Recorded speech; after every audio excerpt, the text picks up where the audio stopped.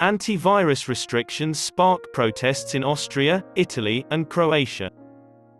A statewide lockdown to curb soaring coronavirus infections prompted tens of thousands of protesters to march through Vienna on Saturday.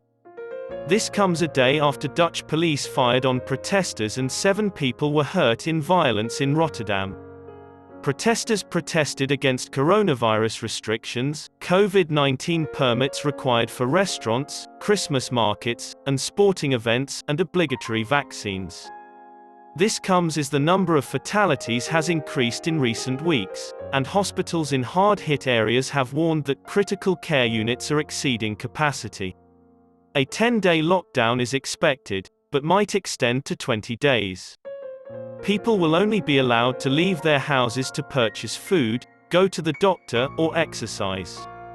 Vaccinations will be necessary beginning February 1st. Vaccination rates in Austria are among the lowest in Western Europe, at little over 66%. Around 1,300 cops were on patrol, and 35,000 demonstrators marched throughout the city, cops claimed. It was unclear how many demonstrators were arrested. Later Saturday night, demonstrators hurled bottles and beer cans at police, who responded with pepper spray. 2,000 protesters opposed a referendum on the government's COVID-19 limitations bill, arguing it was discriminatory, according to SRF. In Amsterdam, despite organizers' cancellation of the demonstration, hundreds assembled on Central Dam Square. They strolled quietly through the streets, cops in tow. Hundreds marched in Breda, in southern Holland. After conferring with authorities, one organizer, Joost Eres, said he didn't anticipate violence.